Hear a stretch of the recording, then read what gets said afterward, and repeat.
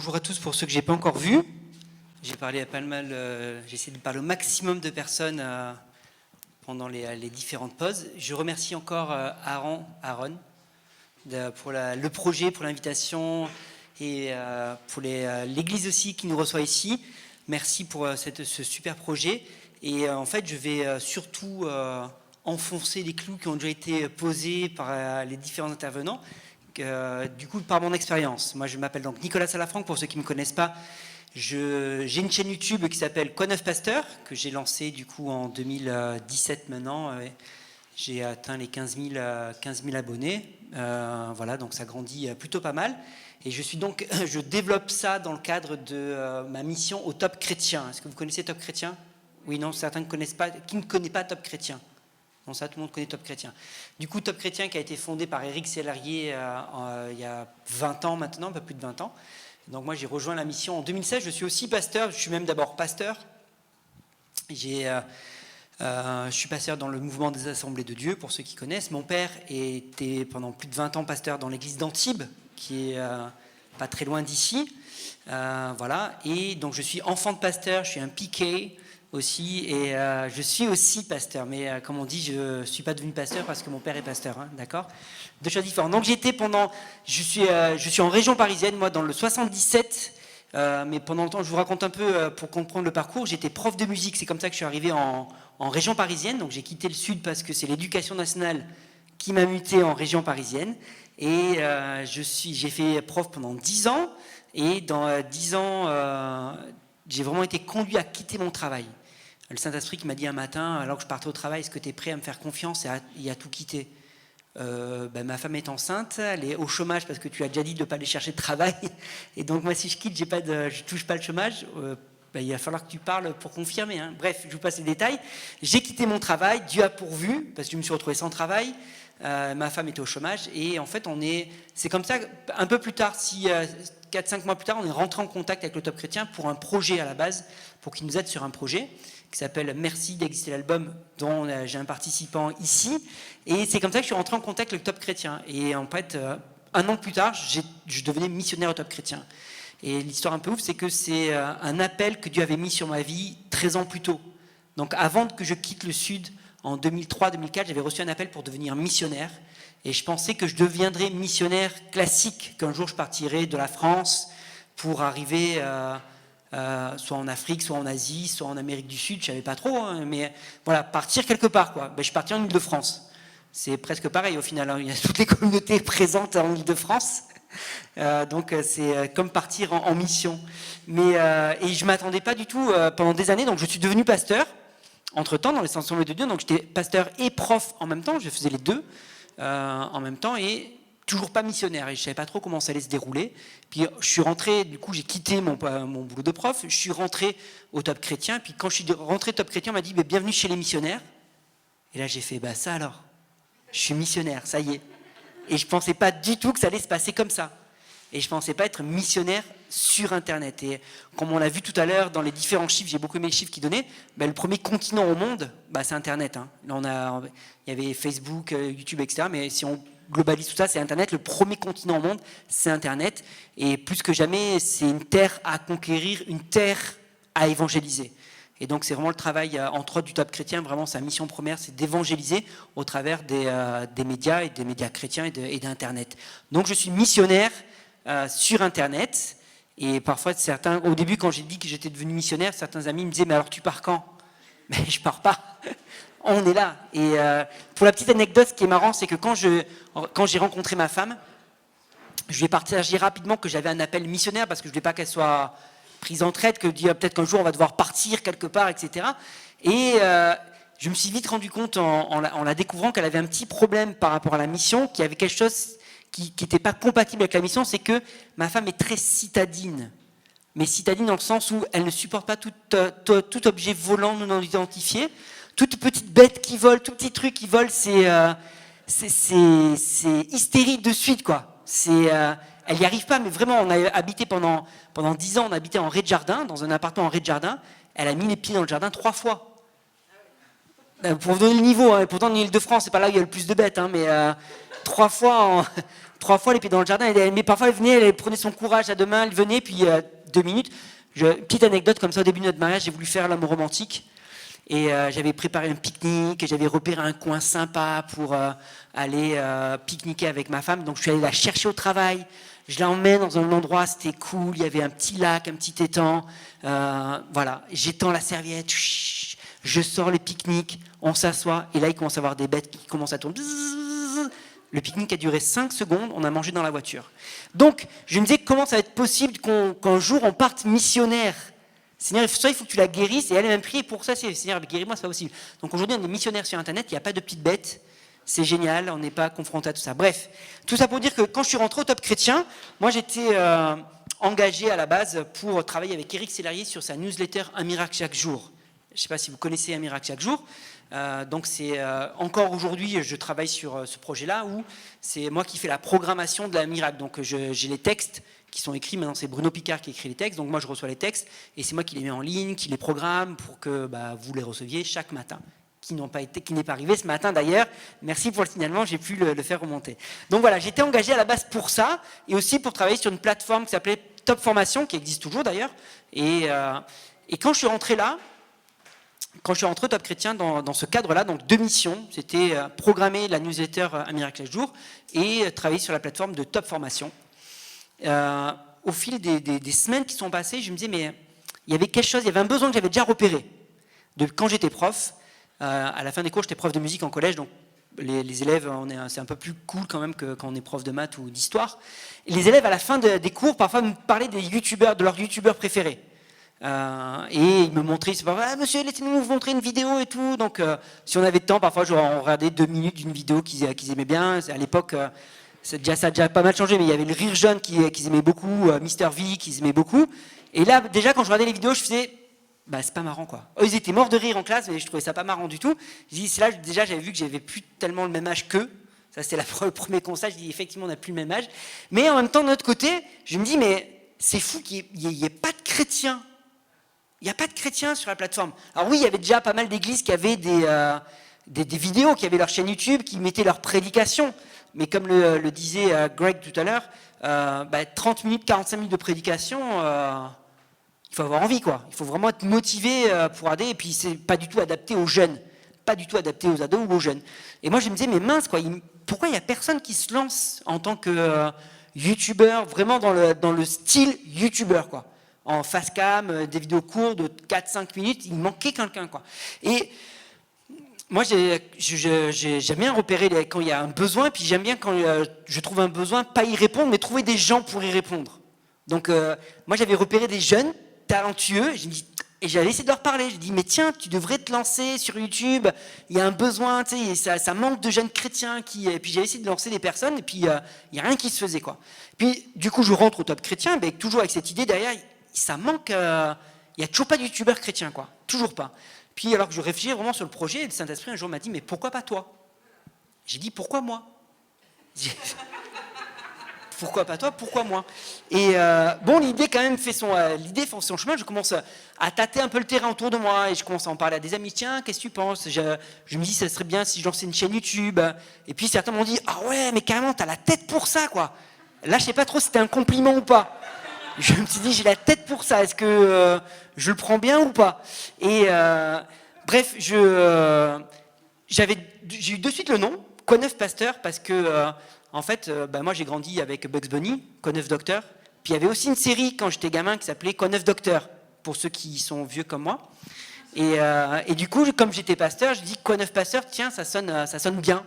Je trouvais que ça sonnait bien Coneuf Pasteur. Et donc j'ai décidé de me lancer, j'en ai parlé au directeur du Top, qui s'appelle David Nolan, et je lui parle de mon projet. Il n'a rien compris à mon projet. Et donc je lui dis, écoute, voilà, j'aimerais faire des vidéos sur YouTube, des vidéos courtes, ça va s'appeler Coneuf Pasteur, et ça va être, voilà, je te propose que dans le premier temps, je les lance de mon côté, et puis si ça match, après, pourquoi pas les intégrer au site du Top Chrétien, je dis, voilà, aujourd'hui on est dans l'ère de la vidéo, et le Top Chrétien ne faisait pas de vidéo à ce moment-là, pas du tout. Aujourd'hui on a développé pas mal d'émissions, on lance Top TV prochainement, on a une nouvelle application avec de la télévision, justement un concept de vidéo courte, H24 et 7 jours sur 7, donc restez connectés, Top TV sort bientôt. Et donc je lui parle de mon projet, je dis voilà, c'est l'ère de la vidéo, il faut passer à la vidéo, moi j'ai à cœur ça. Je dis ce que je te propose, c'est que je lance le projet, puis dans 2-3 mois, on fait un point, si ça plaît, ben, on le lance avec le top, parce que moi c'est pas pour le faire dans mon coin tout seul. Et puis il me dit, écoute, il me dit ok en faisant ça, et puis en fait il n'avait pas du tout compris, il pensait que c'était un truc comme ça s'appelait Coin of Pasteur, il pensait que j'allais m'adresser aux pasteurs. Il pensait que je faisais des vidéos pour les pasteurs. Non, c'était pas du tout ça. Et du coup je lance ma première vidéo, et en fait la semaine d'après il me fait écoute, tes vidéos elles sont super, j'en avais fait une. Et il me dit on le lance en partenariat avec le Top Chrétien, et on te donne plus de moyens pour pouvoir le développer. Donc c'est comme ça que j'ai lancé ma chaîne YouTube Coin of Pasteur, avec l'aide du Top Chrétien. Et aujourd'hui, voilà, ça fait partie pleinement de ma mission au Top. En plus, je continue toujours de programmer la newsletter un miracle chaque jour, plus je fais d'autres choses. Donc, c'était vraiment à la base, j'ai lancé ça pour répondre justement à ce besoin de dire, mais il n'y a pas de format court aujourd'hui sur YouTube chrétien. Il n'y a pas de youtubeurs chrétiens en France qui se lancent. Et depuis, il y en a eu pas mal qui se sont lancés. Hein. Certains connaissent sûrement Sandra Byface, ou encore Cospiel, ou Fleshme, alias Paul Gruson, et encore, il y en a une ici, qui s'est lancée aussi, Merveilleux Jésus, qui est juste derrière vous. Qui sait qu'il y a encore, il y a Tanguy de Christian Production, il y a Sans Filtre, pardon ? Savoir chrétien, tout à fait, qui cartonne très très bien. Et, bon, aujourd'hui, il y en a vraiment beaucoup, quoi. Vraiment, il y en a beaucoup qui se lancent. Et en fait, entre le moment où je me suis lancé et aujourd'hui, il y en a plein qui se sont lancés et plein qui ont arrêté aussi. Parce que si aujourd'hui, effectivement, tout le monde a un téléphone portable, et beaucoup se lancent avec leur téléphone portable, et c'est très bien, et c'est pas la qualité, c'est pas à cause de la qualité qu'ils se sont arrêtés, c'est parce que se lancer, c'est bien, mais il faut continuer. Et c'est ça qui est le plus dur, en fait, c'est persévérer. Parce que ça demande du temps. Ça demande beaucoup de temps. Moi, j'ai la chance aujourd'hui de pouvoir faire ça dans le cadre du Top Chrétien, donc j'ai des jours alloués à ça. Mais ceux qui travaillent à côté et qui font ça sur leur temps libre, forcément, c'est beaucoup plus... Moi, je vois qu'aujourd'hui, je suis marié, on a 2 enfants. Si je devais faire ça sur mon temps libre... ça serait vraiment compliqué. Donc, si vous vous lancez, moi j'ai envie de dire oui, faites-le, mais mesurez bien la charge de travail pour pouvoir le faire, pour pouvoir vous lancer, et surtout pour pas faire genre je le fais 2 mois puis après j'arrête. Ça c'est vraiment dommage. Donc faites-le. Moi j'ai envie d'encourager. Si je suis là, si je dis oui Aaron, c'est parce que je crois dans ce projet, je crois dans cette vision, et j'approuve tout ce qu'a partagé Greg aujourd'hui en disant mais il faut que l'Église sorte des 4 murs. Il faut aller là où les gens sont. Et c'était vraiment mon idée aussi, de me dire, mais il faut être là où les jeunes sont, là où les gens sont. Les gens sont où ? Ils sont sur leur téléphone. Et tu peux être avec eux dans leur chambre, tu peux être avec eux dans leur salon, tu peux être avec eux dans la rue, tu peux être avec eux partout aujourd'hui avec leur téléphone. Mais si tu te lances, mesure juste la charge que ça va te prendre. Je suis d'accord que... moi, j'ai inventé un slogan qui redit, en fait, ils ont déjà tout dit ce que je voulais dire cet après-midi, mais c'est pas grave, du coup, je vais enfoncer le clou. Mais moi, j'ai inventé un slogan, c'est « Ce qui ne se partage pas n'existe pas ». Ce qui ne se partage pas n'existe pas. Certains ont lancé leur chaîne parfois. Moi, on m'a contacté, souvent on me contacte maintenant, tiens, je lance ma chaîne, qu'est-ce que t'en penses, etc. Et puis, je vois que plusieurs mois plus tard, je reviens, puis il n'y a toujours que 30 vues, 50 vues. Ils n'ont pas dépassé les 100 abonnés sur leur chaîne. Alors, on est d'accord qu'on ne court pas forcément aux abonnés, mais si tu crées quelque chose que tu le mets en ligne, c'est quand même pour que ça soit vu, un minimum, quoi. Et la grosse différence, c'est qu'aujourd'hui, il y a tellement de contenu. Il y a tellement de monde, il y a tellement de chaînes qui s'ouvrent chaque jour, chaque semaine. C'est juste impressionnant. Hein. En France, je ne parle même pas dans le monde, si on parle dans le monde, mais rien qu'en France, le nombre de chaînes YouTube. Moi, toutes les semaines, je découvre de nouvelles chaînes YouTube que je ne connaissais pas. Des gens que je n'avais jamais entendu parler, qui ont 100 000, 200 000, 300 000 abonnés. Et je me dis, comment il y a vraiment une vraie audience, quoi. Il y a de la place pour tout le monde. Mais aujourd'hui, on est déjà très avancé dans le monde de YouTube. Très avancé. Quand Norman, Cyprien, qui sont les plus anciens, Squeezie, qui est aujourd'hui le numéro 1 des Français, le youtubeur numéro 1 en France avec 13 millions d'abonnés, quand ils sont lancés il y a presque 10 ans, c'est des dinosaures de YouTube. Des dinosaures, 10 ans, c'est juste ouf. Quand ils se sont lancés il y a 10 ans, il n'y avait personne sur le marché. Donc, ils n'ont pas eu besoin forcément de faire de publicité exceptionnelle. Forcément, c'était les seuls à faire ça. Il y avait 3-4 youtubeurs. Ben, ça se partageait, les gens partageaient tout seuls. Aujourd'hui, si tu lances une chaîne YouTube, par exemple, et que tu comptes uniquement sur ta propre vidéo pour dire « elle va décoller toute seule », ben, je te le dis, je prophétise sur ta vidéo, elle ne va jamais décoller. Si tu penses qu'en mettant juste une vidéo sur YouTube, ça va fonctionner, ça ne marchera jamais. Ce qui ne se partage pas n'existe pas. Si tu retiens ça aujourd'hui pour te lancer dans ta carrière des médias, tu as retenu beaucoup de choses. Ce qui ne se partage pas n'existe pas. Si tu ne le partages pas toi-même, si tu ne demandes pas à des gens de le partager, si ce n'est pas une vidéo qui est relayée sur Facebook, sur Instagram, sur d'autres points, c'est une vidéo qui sera très très très peu vue. Parce que comment les gens peuvent découvrir aujourd'hui que tu as mis une vidéo sur YouTube? Par quel moyen? Ben, par le partage. Si tu ne le dis pas, si tu n'annonces pas que tu as mis une vidéo sur YouTube, les gens ne peuvent pas le deviner. Parce que ta vidéo ne va jamais remonter dans les préférences, ta vidéo ne va jamais remonter dans les tendances. Vous connaissez les tendances sur YouTube?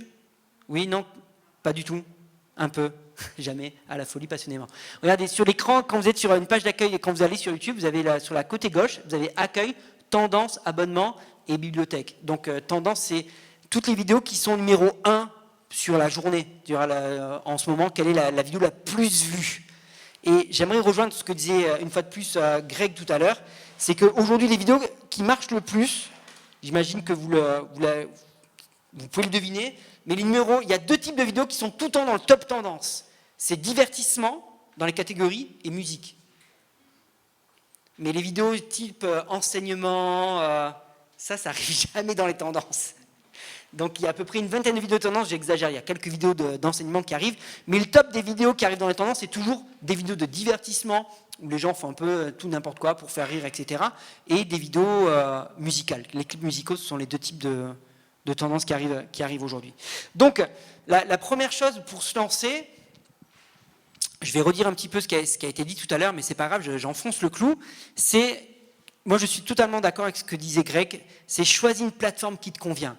Moi, j'ai choisi YouTube parce que j'avais cette vision de YouTube par rapport à mes élèves que j'avais eu, qu'il manquait de youtubeurs chrétiens.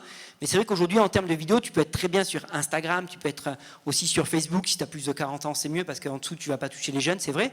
Tu peux être sur Snapchat aussi, mais c'est encore un format différent. Et là où il n'y a vraiment pas du tout de chrétiens, mais là, il faut vraiment être encore un peu plus jeune, c'est TikTok. On en a parlé un petit peu. Mais TikTok, c'est vraiment un réseau qui... J'ai téléchargé l'application il n'y a pas très longtemps pour découvrir un peu plus, je connaissais de nom, mais j'avoue que j'ai réfléchi, est-ce que je préfère des vidéos sur TikTok? Et je m'aperçois que c'est vraiment pas mon truc. Par rapport au style qu'il y a, je suis trop vieux. Ça y est, je reconnais, je suis vieux, j'ai basculé, mais voilà. Mais c'est une plateforme où il y a énormément de monde TikTok, c'est incroyable. Le nombre de jeunes qui sont là et qui défilent et qui... Tu peux perdre 40 minutes, 50 minutes facile sur TikTok sans t'en rendre compte parce que c'est des vidéos en continu infini. Tu scrolles et tu as des divertissements et des gens qui réclament l'attention comme on le disait tout à l'heure. Donc en tout cas, effectivement, choisis une plateforme. Qu'est-ce que tu veux dire? C'est vrai que si tu pars sur YouTube, si tu veux partir sur YouTube, il faut déjà avoir un contenu qualitatif plus important que sur les autres plateformes. Sur Instagram, tu peux être un peu moins qualitatif. Facebook, tu peux être un peu moins qualitatif aussi, mais si tu pars sur YouTube, c'est vrai ça demande une qualité un peu plus importante que sur notre plateforme type Facebook, Instagram. Moi, j'avoue qu'aujourd'hui, je suis sur toutes les plateformes. Vous me trouvez sur YouTube, effectivement, mais je fais des stories sur Instagram, que je partage sur Facebook. Comme le disait Greg tout à l'heure, j'ai linké mon Instagram sur Facebook, j'ai linké mon WhatsApp avec Facebook, donc quand je partage une story sur WhatsApp, elle se partage directement sur Facebook aussi. Je partage sur Snapchat, sur Twitter, parce que mon Instagram est lié aussi, est linké avec Twitter. Donc je partage partout un maximum. Parce que je me suis rendu compte d'une chose, c'est que je ne touche pas les mêmes personnes en fonction des différentes plateformes. Et au début, quand WhatsApp a sorti leur story, j'y croyais pas trop et je ne partageais pas de story sur WhatsApp. Et je me suis rendu compte de quoi? Que j'avais des amis que j'avais sur WhatsApp, parce que tout le monde aujourd'hui a WhatsApp. Ça, c'est un peu la base. Pratiquement, On est pratiquement à 95% de personnes qui ont WhatsApp aujourd'hui, parce que dès que tu as un téléphone, tu as pratiquement WhatsApp, ça c'est la base. Mais les gens j'avais des amis qui ont donc WhatsApp, mais qui sont sur aucun réseau, qui ont ni Facebook, ni Instagram. Bon, YouTube, c'est pas vraiment un réseau, mais qui n'ont pas Facebook, qui n'ont pas Instagram, et qui n'ont pas Snapchat. Et du coup, je me dis, comment je fais pour toucher ces personnes-là? Story WhatsApp. Ça fonctionne. En plus, Story WhatsApp, tu peux mettre un lien cliquable que tu ne peux pas faire dans Instagram ou dans Facebook, tu n'as pas de lien cliquable. Donc, je partage sur Instagram, sur Facebook, sur Snapchat, sur Twitter également. Donc, sur toutes les plateformes aujourd'hui, et c'est vrai que ça prend du temps. Il faut juste réaliser que quand tu te lances dans ce boulot-là, entre guillemets, dans cette vision-là, il faut juste réaliser que vraiment c'est chronophage. Tu voulais poser une question? Dans les stories? Je parle des stories, ouais. Je parle des stories. Oui, dans la timeline, tu as les liens cliquables sur Facebook, mais dans les stories, tu n'as pas de... Je crois qu'il n'y a pas vraiment de lien cliquable, ou ça renvoie vers la page, qui après, etc., c'est un peu compliqué. Bref. Mais ça prend du temps, et il y a des nouveaux métiers aujourd'hui qui sont apparus. Vous avez entendu parler de community manager. C'est un métier qui, encore 10 ans, n'existait pas, quoi. Qui sont community managers. Donc, ils sont uniquement payés pour s'occuper des stories des sociétés, quoi. De la présence sur les réseaux sociaux des sociétés. Donc, c'est un vrai métier aujourd'hui, et les entreprises ont compris, elles aussi, que les gens ne consomment plus comme avant. Les gens ne consomment plus comme avant. Si tu ne vas pas vers les gens sont devenus encore plus feignants qu'avant. Les gens sont devenus encore plus feignants. C'est-à-dire qu'au début d'Internet, quand il n'y avait pas encore Facebook, quand il n'y avait pas encore les réseaux sociaux, au début d'Internet, les gens allaient sur Google ou sur Lycos, pour ceux qui ont connu, ou je ne sais plus qu'est-ce qu'il y avait encore comme moteur de recherche à l'époque. Alta Vista, oula, c'est vieux ça, j'avais oublié. Et donc, ils allaient rechercher une information. Et souvent, ils allaient chercher un site web. Ok? Mais aujourd'hui, les gens ne vont plus sur des sites web. Donc même, on parlait tout à l'heure de la pertinence des sites web d'église qui sont, déjà, c'est vrai, souvent mal faits, mais en plus de ça, les gens ne vont plus forcément sur les sites web. Et les entreprises ont compris que si tu voulais atteindre les gens, il fallait aller là où les gens sont. Et où est-ce que les gens sont? Les gens sont sur les réseaux. Les gens, quand ils vont sur leur téléphone, c'est pour consulter Facebook, Instagram, Snapchat. Les gens, même sur leur ordinateur, c'est pour consulter leurs réseaux sociaux, quoi. Et ils ne vont pas spécifiquement chercher un site web. Donc, les sites web ont besoin, les entreprises doivent aller là où les gens sont. Et l'Église, du coup, doit aussi aller là où les gens sont, sur les réseaux.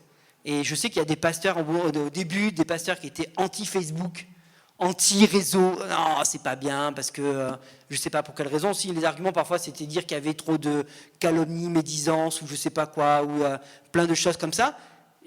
Mais oui, mais en même temps, moi je dis aux pasteurs, mais surtout encore plus au groupe de jeunes, mais si t'es pas sur Facebook, si t'es pas sur là où tes jeunes sont, tu rates plein de choses que vivent tes jeunes, que vivent vos chrétiens, auxquels vos chrétiens sont confrontés, et sans que vous ayez accès, et sans que vous le sachiez. Et sur Facebook, c'est fou tout ce qu'il peut y avoir comme bêtises. Moi, je suis pasteur et parfois, j'ai envie d'en claquer plein de personnes, quoi. Tellement qu'il y a des bêtises qui sont écrites aujourd'hui, quoi. C'est juste incroyable tout ce qu'on peut entendre comme bêtises, quoi. C'est fou. Et je me dis, alors parfois, on peut pas tout rectifier, sinon tu passerais ta vie à écrire, à rectifier ce que certains racontent, quoi. Mais on ne peut pas passer notre vie. Mais c'est important, moi je trouve que, pour moi en tout cas, aujourd'hui, c'est important de savoir qu'est-ce qui se raconte. Pour que quand il y a des personnes qui viennent te voir, parce qu'aujourd'hui on pose des questions, moi je fais un gros travail de relations, je suis vraiment pasteur 2.0, quoi. C'est-à-dire je suis beaucoup de personnes via les réseaux, qui ne sont pas du tout de mon église. Donc il y a beaucoup de personnes qui viennent poser des questions que ce soit Instagram, sur Facebook, surtout Instagram et Facebook, aussi un peu sur Snapchat, des jeunes du coup, beaucoup plus jeunes qui viennent poser des questions sur Snapchat, mais du coup, si j'étais pas un peu au courant de ce qui se raconte, etc., parfois je tomberais des nues, quoi. Je me dis, mais il sort ça d'où, quoi? Mais il sort ça de ce qu'il a lu, de ce qu'il a entendu, de tel groupe, de tel truc, etc. Donc oui, c'est important, si vous êtes un responsable d'église, pasteur jeunesse encore plus que jamais, d'être là où vos jeunes traînent, d'être au courant un peu de ce que les jeunes regardent et de ce qui se passe. Donc, si vous vous lancez, comme il a dit tout à l'heure, choisissez une plateforme qui vous parle et qui est dans votre tranche d'âge. C'est vrai que si vous êtes plus de 50 ans, n'essayez pas Snapchat. Ça ne sert pas à grand-chose. Et aujourd'hui, en fait, la tendance est un petit peu, plus de 40 ans, c'est Facebook, où il y a encore quelques trentenaires quand même, mais plus trop. La vingtaine, même s'ils ont un compte, ils n'y vont pas. Parfois, ils ont un compte, mais ils n'y vont pas. Donc, plus de 30, c'est 30-40, et voilà, là, on trouve tous les anciens qui sont sur Facebook. 20-35, ça va être plutôt Instagram. Instagram, aujourd'hui, très sur Instagram, la preuve. 20-35, Instagram. Merci Martine. Et en dessous, voilà, les 15-25 qui sont pas mal sur Snapchat. Et puis il y a TikTok qui est aussi pas mal sur les 15-25, mais qui est différent de Snap. Mais aussi beaucoup basé sur la vidéo, et c'est les 15-25 qui sont là. Donc ça, c'est important de savoir dans quelle tranche d'âge, et pas seulement quelle tranche d'âge tu te situes, mais quelle tranche d'âge tu veux atteindre. C'est surtout ça, d'accord? Mais c'est important de pouvoir aussi dire que tu peux avoir 50, 60 ans, dire « ouais, moi je veux parler aux jeunes », d'accord? C'est bien d'avoir cette vision, mais est-ce que les jeunes t'écoutent? Est-ce qu'ils vont t'écouter? Est-ce que déjà de base tu as un feeling avec eux, déjà dans la vraie vie? Est-ce que tu te sens vraiment un appel? Parce que tu peux vouloir avoir cette ambition de parler aux jeunes, mais est-ce que ça va marcher pour autant? Ok? Donc ça c'est important de pouvoir connaître les codes. Moi personnellement, si vous voulez vous lancer, un conseil que je vous donne par rapport à ça, moi je fais beaucoup ce qu'on appelle de veille sur les réseaux. Veille, ça vous parle? Ça va pour tout le monde? Non? Oui? Pas du tout? Pas du tout. Faire de la veille, c'est-à-dire que tu regardes ce qui se passe. Faire de la veille. Veille informationnelle. Ouais, voilà, on regarde. Donc moi régulièrement, je clique sur mon onglet tendance. Je clique sur mon onglet tendance et je regarde qu'est-ce qui sort en tendance. Et je regarde quelles sont les vidéos les plus regardées. Et j'en regarde quelques-unes pour essayer de comprendre pourquoi les gens regardent ça. Pour quelles raisons ça fonctionne. Je regarde un peu comment c'est monté, je regarde qu'est-ce qui est raconté, quels sont les sujets qui sont abordés. Je regarde je regarde tout ce qui se fait, quoi. C'est ce qu'on appelle faire de la veille. Ok, donc je regarde les sujets polémiques, les sujets qui parlent aux gens, etc.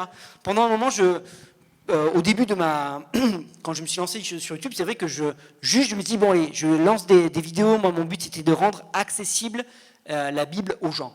Et de vraiment pouvoir avoir ce discours qui va parler aux gens au maximum, au plus grand nombre. Avec pas du tout ce qu'on appelle, vous connaissez le patois de Canaan dans les églises, hein, donc on a tous été lavés dans le sang de l'agneau. Sauf que, va dire ça aux gens qui passent dans la rue, as-tu été lavé dans le sang de l'agneau? Ils vont te regarder un peu bizarrement. N'est-ce pas? Et donc c'était l'idée, on s'en aperçoit même pas. Moi je suis enfant de pasteur, j'ai grandi dans l'église, et on adopte un langage qui on s'en rend même pas compte dès qu'on parle de Dieu, de la Bible, qui est complètement incompréhensible pour les gens. Et donc quand j'ai lancé mes vidéos, le premier travail que j'ai dû faire, c'est me dire quel mot, quel langage je peux utiliser que tout le monde va comprendre. Même quelqu'un qui est ignorant de la Bible, qui n'a pas du tout grandi dans un milieu religieux, pourrait comprendre. Et je vous assure, c'est un vrai effort. Parce qu'on a tellement de langage, d'expression qu'on a l'habitude d'utiliser, que même le mot péché au final. Même le mot péché, c'est... il faut trouver le bon vocabulaire pour expliquer aux gens, sans parler du mot péché, leur faire comprendre c'est quoi le péché. Donc ça, c'est un vrai travail. Mais ça me permet de rebondir sur quelque chose que je voulais signaler, c'est qu'on est en train de parler depuis tout à l'heure, depuis ce matin, que c'est important que l'Église sorte des quatre murs, d'aller atteindre les gens. C'est aussi le but, et c'est la chance que nous avons aujourd'hui de pouvoir atteindre les gens là où ils sont. Mais en réalité, le constat qui est fait par de vraies études qu'on a menées, avec le Top Chrétien, et puis on a payé des organismes pour ça, pour faire des vraies études sur le marché, c'est que 90% à 95% de ce qui est produit par les chrétiens est en réalité fait pour les chrétiens.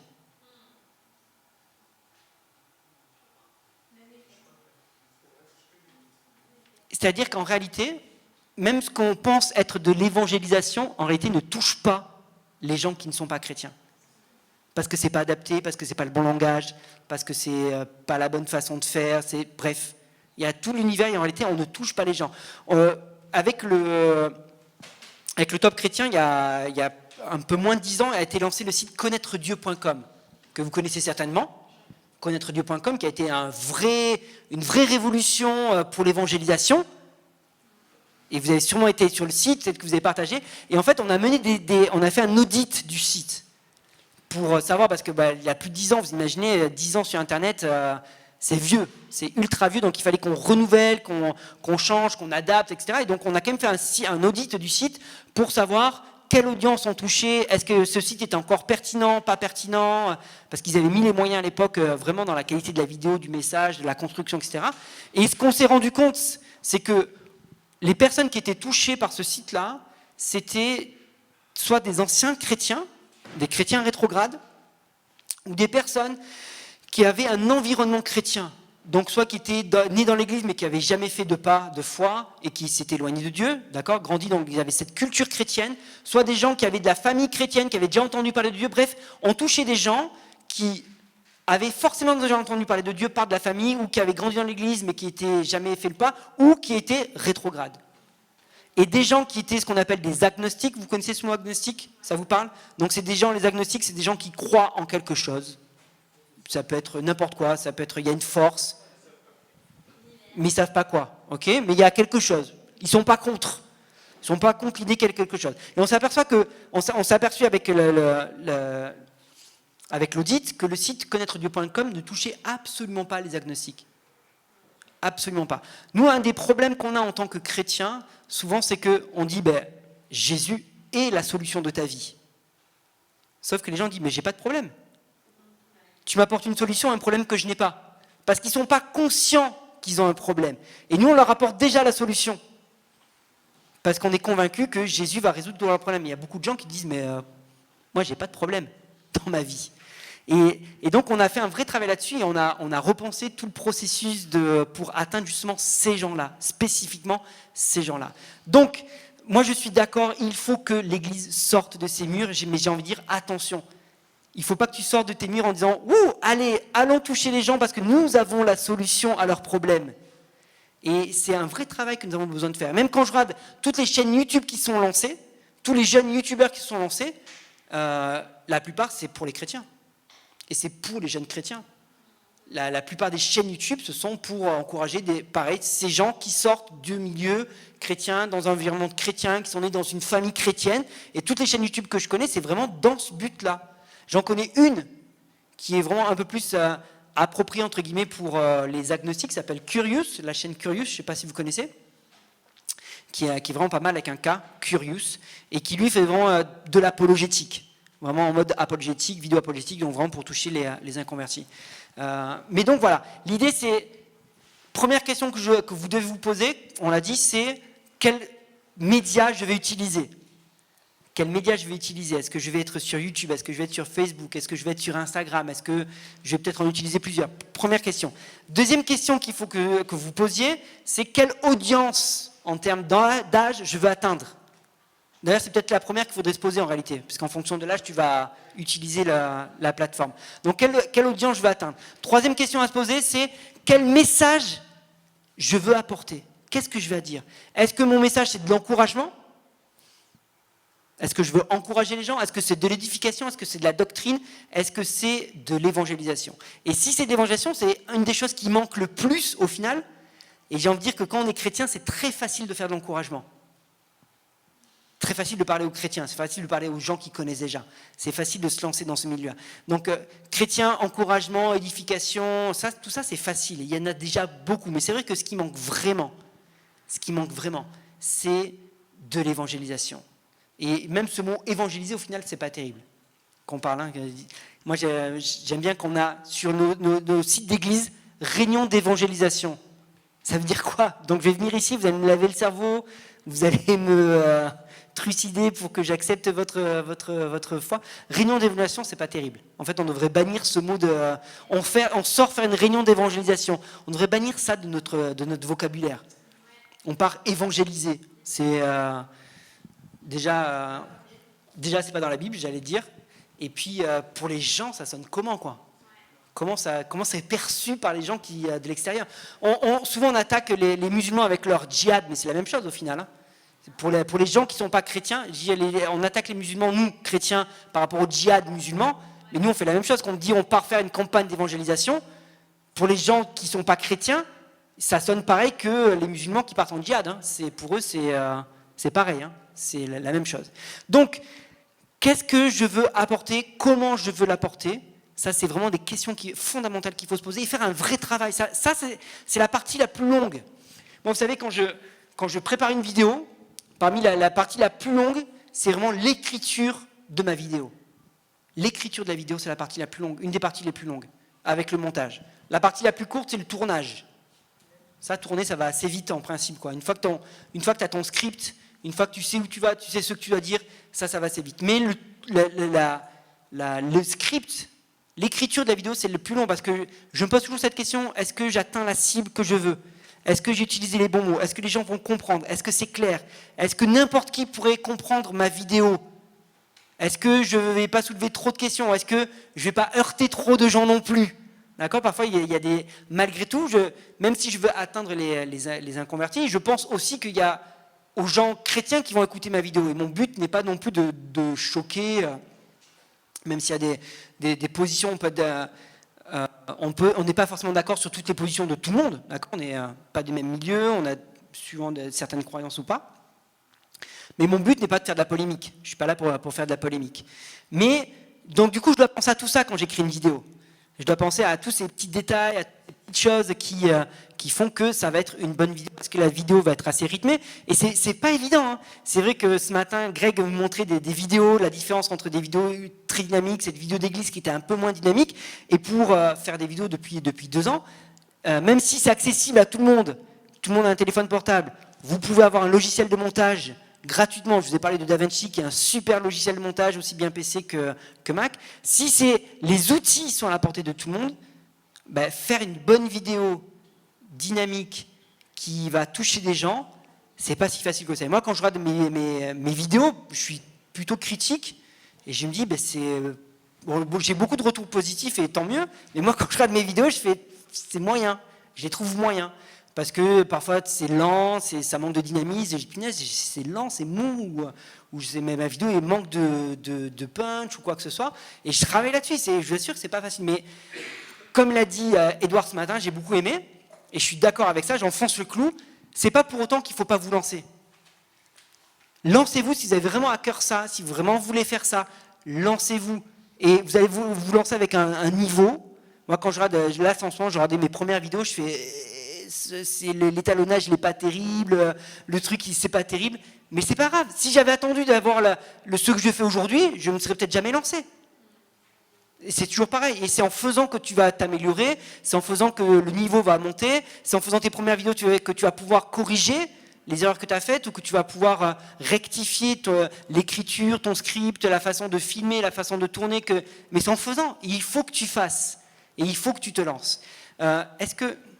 Sur l'onglet, est-ce que tu peux aller sur l'onglet qui est à droite de celle-là? Hey, Alexandra, come here. Listen, have you seen Cindy? Cinderella. Looks like someone has a crush.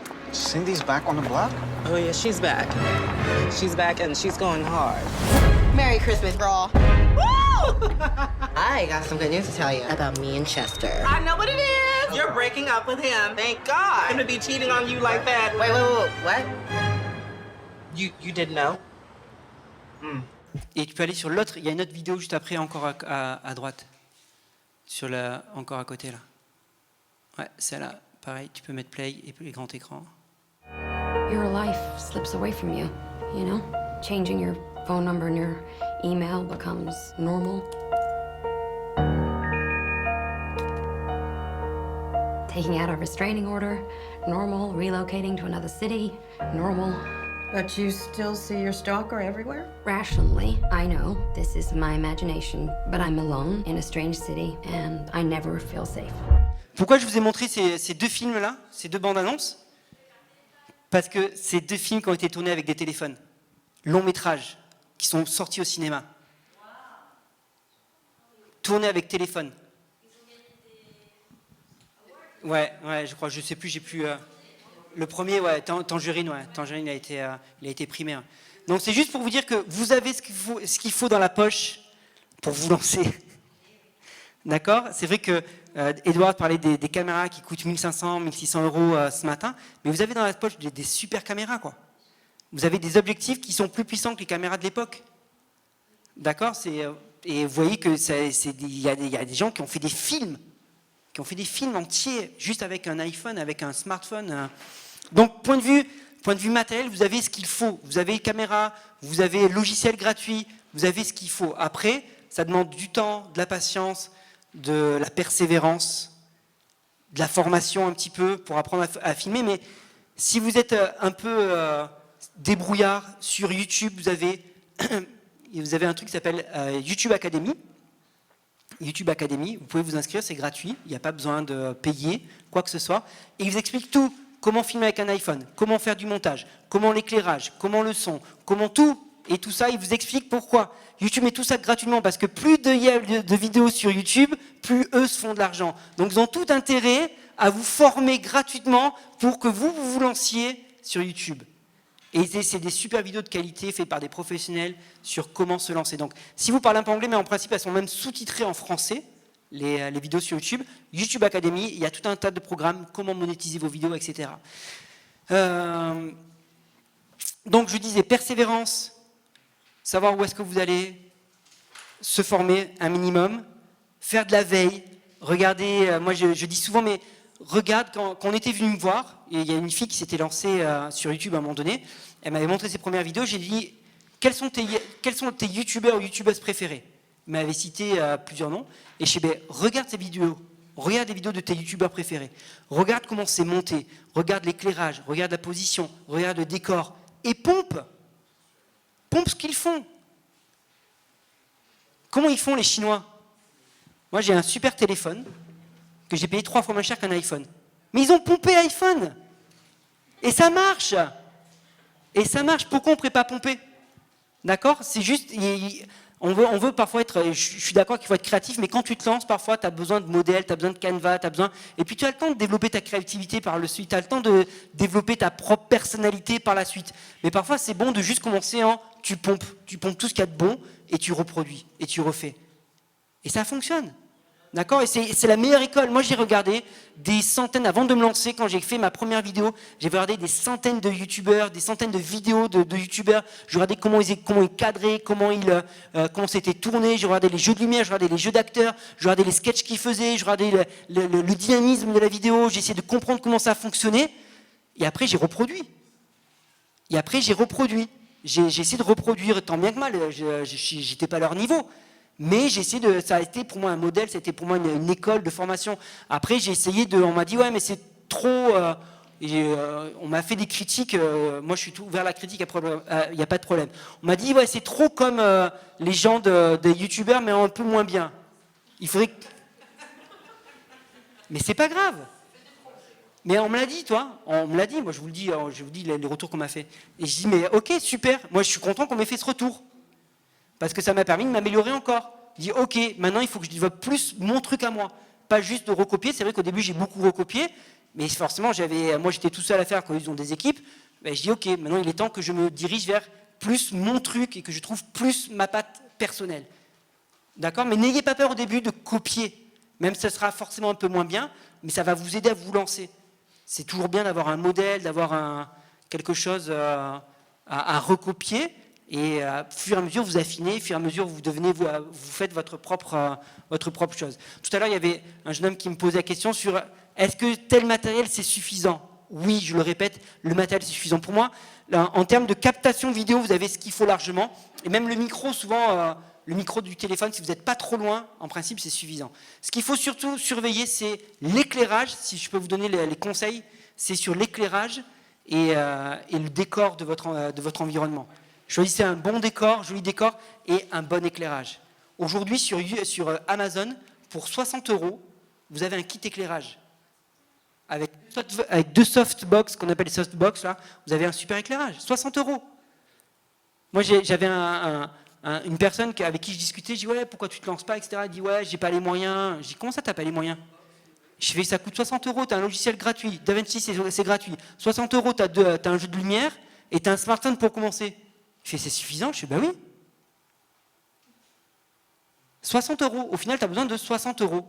Si tu n'as pas du tout d'éclairage. Si tu fais ça chez toi, chez soi, ça sera toujours un petit peu sombre. Donc 60 € investissement pour un éclairage minimum. Si tu as plus de moyens, bah vas-y. Si tu as envie de te faire plaisir dans une super caméra Blackmagic à 1500 € et que tu veux investir 2000 € dans des lumières et que tu as un super micro à 800 €, si tu as les moyens, fais-le. Je ne vais pas dire non. Mais si tu n'as pas les moyens et que tu as peur de lancer, bah, tu attends d'avoir ça pour commencer. là je te dis non. Si tu attends ça pour avoir commencé, là je dis non. Lance-toi avec ce que tu as aujourd'hui et 60 € pour un minimum d'éclairage, ou alors, franchement, ici vous êtes sur la côte. Je connais le taux de luminosité de la Côte d'Azur. Mais oui, il fait beau pratiquement tout le temps. Je veux dire, à Paris c'est compliqué. Hein. Moi, je souffre du manque de luminosité en région parisienne, quoi. Et donc, si tu n'as pas un éclairage en région parisienne, c'est mort, hein, parce qu'il fait sombre, il fait gris, et même filmer dehors, c'est pas terrible. Mais ici, il fait beau tout le temps, quoi. Donc, regarde comment, prends un tuto sur comment filmer en extérieur, parce qu'il y a des erreurs à pas faire en filmer en extérieur. Mais tu as de la chance, tu as un éclairage naturel au top. Donc ici, tu n'as même pas besoin de mettre 60 €. Tu as un super spot à l'extérieur pour tourner. Donc la seule chose qui va te retenir, c'est quoi? Ben, j'en sais rien. Le temps éventuellement. Éventuellement le temps que tu vas avoir. Mais oui, si tu as quelque chose à dire, si tu as vraiment reçu quelque chose, si cette vision, ça te parle de dire l'Église doit sortir, si cette vision te parle de dire je dois atteindre les gens qui sont à l'extérieur, je dois aller là où les gens sont, si ça te parle, lance-toi, fais-le. Même si c'est petit, fais-le. Et n'oublie pas que si tu ne partages pas, ça n'existe pas. Donc ne pense pas que je lance ma chaîne YouTube demain, je lance ma première vidéo et puis t'attends que le nombre de vues monte. Tu vas attendre longtemps. Moi je vous explique, quand j'ai lancé ma chaîne YouTube, j'ai fait des choses que je ne ferai plus aujourd'hui parce que c'est pas bien et que ça me saoule moi-même quand on me le fait. Mais c'est pas grave, je l'ai fait quand j'ai lancé ma chaîne YouTube. J'ai partagé, je dis comme l'expression que j'utilise souvent, je partageais comme un chien. C'est-à-dire que je taguais tous les gens que j'avais dans ma liste Facebook. Je prenais ma vidéo, je la mettais sur Facebook et je taguais tout le monde. Tac, tac, tac, t'as vu ma vidéo, t'as vu ma vidéo, t'as vu ma vidéo. Je regardais qui était connecté et j'ouvrais Messenger et j'envoyais la vidéo à la personne en Messenger. Je fais rien de ma vidéo. Bon, je ne ferai plus ça aujourd'hui parce que c'est saoulant hein, pour les gens qui reçoivent. Hein, c'est vraiment le forceur, comme on dit. J'ai forcé quoi. J'ai forcé. Mais en même temps, ça m'a permis de gagner en audience. J'avais des adresses mail. J'ai créé une newsletter à qui j'envoyais ma vidéo à ma newsletter. Et ça a marché parce que comment les gens pouvaient deviner que j'avais lancé une chaîne YouTube? Comment les gens pouvaient deviner que je m'étais lancé sur les réseaux si je leur disais pas? Et ce qui est intéressant, c'est que, donc, comme je l'ai dit tout à l'heure, hein, je partage aujourd'hui encore. Hein, c'est-à-dire, je partage pas, je tag pas les gens, mais en story, je dis j'ai fait une nouvelle vidéo, je le mets sur WhatsApp, sur Instagram, sur Snapchat, sur Facebook, sur Twitter, et une newsletter. Et en newsletter, je m'aperçois qu'en fait, chaque canal touche des personnes qui ne sont pas ailleurs. C'est-à-dire que même par mail, je touche des gens qui ne sont pas sur Facebook, qui ne sont pas sur WhatsApp, que j'ai pas leur numéro. J'ai leur adresse, mais j'ai pas leur numéro. Et un truc qui était mignon, c'est qu'un jour, dans ma newsletter, j'ai ma grand-mère dans ma newsletter, qui a 88 ans, et qui s'est mis sur les réseaux, en tout cas sur YouTube, etc., à regarder les mails un peu tard, mais elle est dessus. Et puis dans ma newsletter, un jour, j'ai dit abonnez-vous à ma chaîne, c'est gratuit, etc. Et puis ma grand-mère qui me répond gentiment, je ne me suis jamais abonné à quoi que ce soit, et je ne vais pas commencer aujourd'hui. Mamie, mais en fait c'est gratuit, c'est pas grave. Bon, ça c'est pour la petite anecdote mignonne. Mais voilà, allez là où les gens sont. Utilisez vos boîtes mail, utilisez vos contacts mail, utilisez WhatsApp, si vous avez déjà une communauté. Moi, il y a une personne qui m'a contacté aussi récemment, me dit quel conseil tu me donnerais, je veux me lancer. La première question que je lui ai posée, c'est est-ce que tu as déjà une communauté quelque part? C'est-à-dire, est-ce que tu as déjà des gens qui te suivent sur Instagram, sur WhatsApp ou sur Facebook?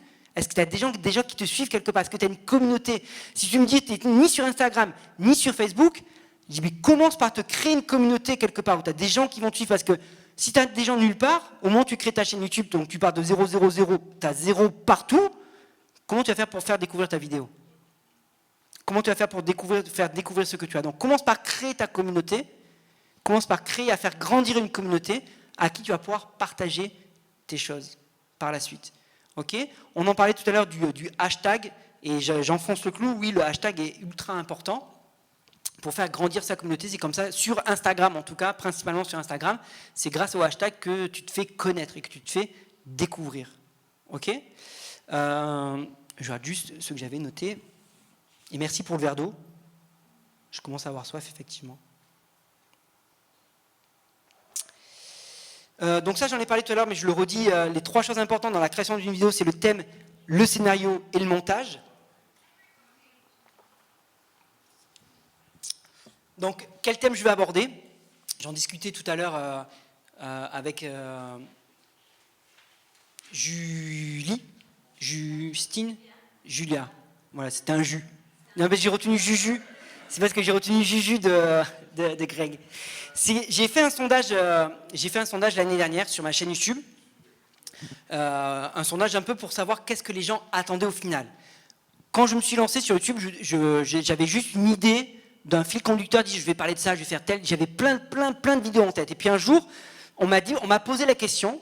On m'a dit mais est-ce que tu as déjà demandé aux gens qu'est-ce que eux voulaient comme contenu? Je fais non.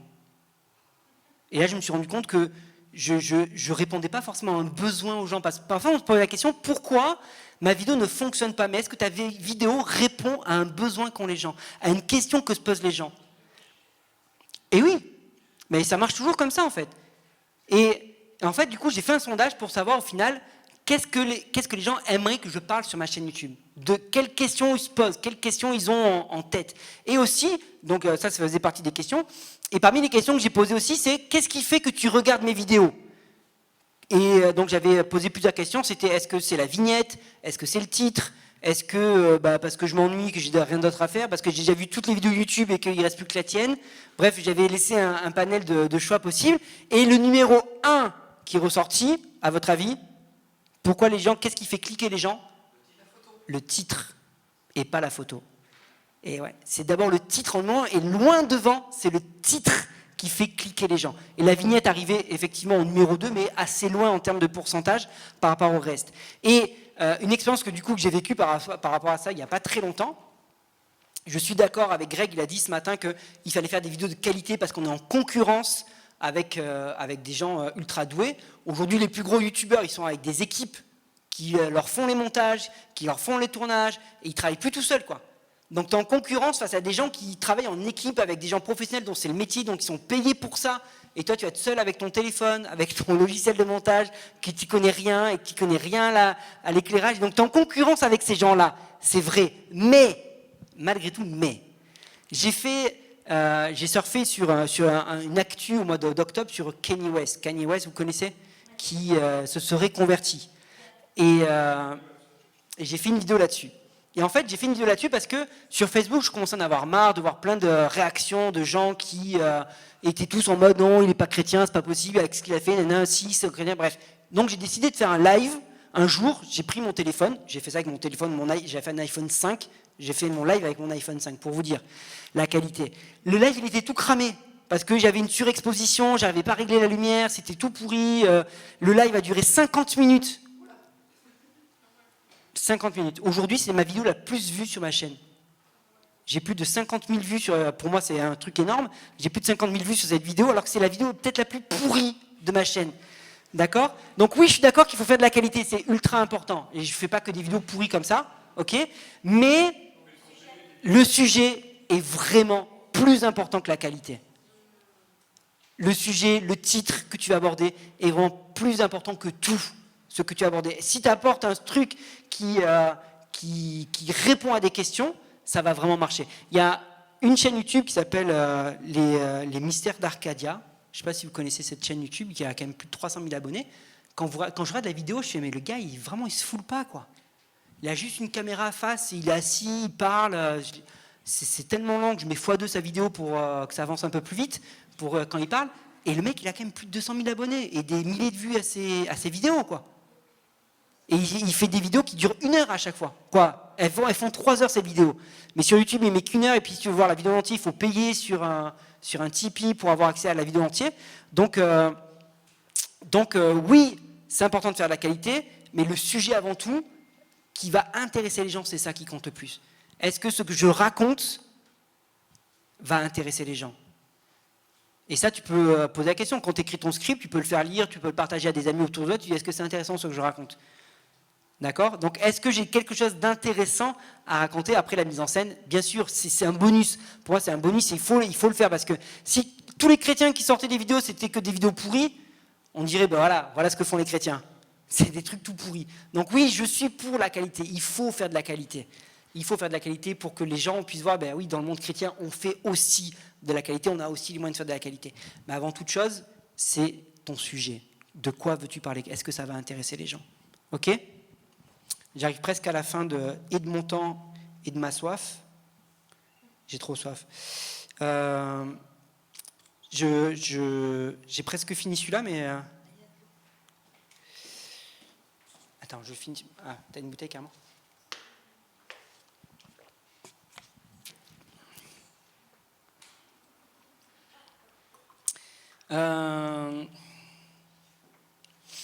Dernière chose pour terminer, défi, pour parler un peu des défis d'être sur les réseaux.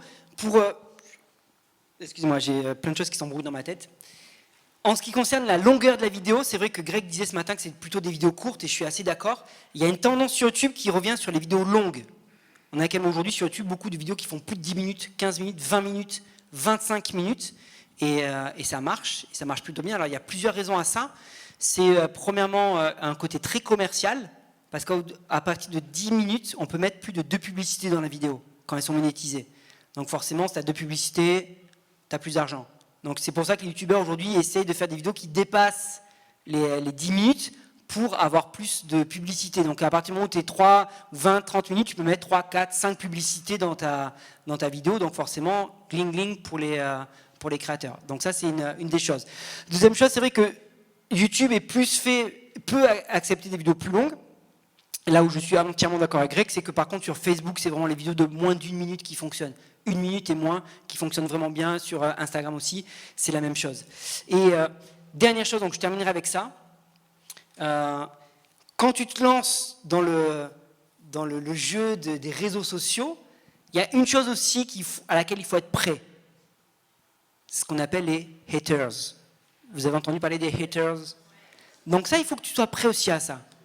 Et moi, j'en parle souvent avec ma femme parce que forcément, moi, je suis pas mal exposé par rapport à toutes mes vidéos et j'ai pas mal de haters aussi qui viennent commenter mes vidéos. Et ma femme, elle part au quart de tour. Elle a envie de tous les défoncer pour moi. Et elle dit, heureusement, c'est toi qui es dessus parce que moi, je ne ferai pas. Moi, je les bannirai de ma page, je les bloquerai de suite, etc. Et donc, c'est une chose auquel il faut être préparé. Et parfois, c'est pas toujours facile. Autant certains, ça passe. Et puis parfois, j'ai vraiment eu des belles insultes. L'année dernière, j'avais fait une vidéo pour répondre à Didi Chandouidoui. Je ne sais pas si vous connaissez ce youtubeur qui a presque 1 million d'abonnés, qui a plus d'1 million d'abonnés maintenant. Il avait fait une vidéo sur les 5 théories de Jésus. 5 théories sur Jésus. 5 théories sur Jésus. C'est un peu le principe de sa chaîne. Hein. 5 théories sur Bob l'éponge, 5 théories sur les pyramides, donc sur 5 théories sur tout et n'importe quoi. Et puis il en avait fait 5 théories sur Jésus. Et puis quand j'ai vu la vidéo, en fait, j'ai dit je ne peux pas laisser passer ça. Du coup, j'avais fait une réponse. Et j'ai fait une réponse à sa vidéo, et lui-même a fait une réponse à ma vidéo. Et en fait, quand il a fait une réponse à ma vidéo, j'ai eu d'un coup un déferlement de haine et de violence, parce que du coup, il a fait connaître ma vidéo. Ça a fait de la pub. En même temps, moi, je suis content. En un week-end, j'ai gagné 700 abonnés d'un coup. Ça a été une méga pub pour moi, personnellement. Et plein de chrétiens. C'est ça qui était marrant. C'est que j'ai eu plein de chrétiens qui m'ont découvert grâce à Didi Chandouidoui. Ils disent ah tiens, je suis chrétien, je suivais Didi, mais je ne te connaissais pas et je t'ai découvert grâce à Didi. Tant mieux, cool. Mais plein de non-chrétiens aussi qui ont découvert ma chaîne et plein de haters qui m'ont traité de pédophile, qui m'ont juste dit crève. Juste ça, c'était juste un mot dans le commentaire, crève. Voilà, forcément, ils mélangeaient. En plus, c'est en pleine polémique avec les curés pédophiles, c'est pour ça qu'on m'avait traité de pédophile, confondé pasteur, curé, etc. Que homophobe, et forcément, puisque dans une des théories, c'est que Jésus était homosexuel. Donc forcément, je réfutais la théorie que Jésus soit homosexuel, donc je suis forcément homophobe. Bref, j'ai eu tout un tas de commentaires, je sais plus, j'ai eu plus de 600 commentaires d'un coup qui sont tombés, blam, blam, blam, blam. Toute la soirée, ça tombait, gling, gling, gling. Toutes les 5 secondes, j'avais un commentaire qui tombait. Donc oui, il faut être prêt aussi à se faire insulter. Si vous êtes prêt à vous faire insulter, alors vous êtes prêt à aller sur les réseaux sociaux. C'est bien. Mais en même temps, c'est ce que Jésus a dit. Hein. Réjouissez-vous lorsqu'on dira du mal de vous. C'est vrai qu'on n'aime pas, on aime bien quand même être le gentil petit chrétien, que tout le monde aime bien, etc. Mais la réalité, c'est que il faut être prêt à être exposé à ce type de contenu, à savoir répondre avec amour, à savoir répondre avec sagesse, à savoir entretenir. Et puis il faut quand même avoir, je vous assure aujourd'hui, il faut avoir quand même une bonne base. Lisez votre Bible, connaissez votre Bible. Vraiment. Vraiment, parce qu'il y a des gens qui viennent là et qui vous posent des questions et qui vous sortent des versets et qui ne sont pas chrétiens, mais qui ont vu sur un site, qui ont vu tel truc et qui ont fait des recherches et qui vont vous poser des questions sur tel verset, sur tel truc de la Bible. Tiens, il y a marqué ça, il y a ça qui contredit ça, qu'est-ce que tu dis? Ben, si toi-même tu n'avais jamais lu les versets, que tu ne connais pas ces passages ou quoi, ben, tu vas être un peu mal barré. Donc lis ta Bible, pas seulement parce qu'il faut lire la Bible ou parce que le pasteur te le dit, mais pour toi personnellement, pour connaître, pour grandir aussi, puis pour pouvoir répondre éventuellement aux personnes qui viendraient te poser des questions. Ben, je crois que j'ai fini, et j'ai fini le temps aussi.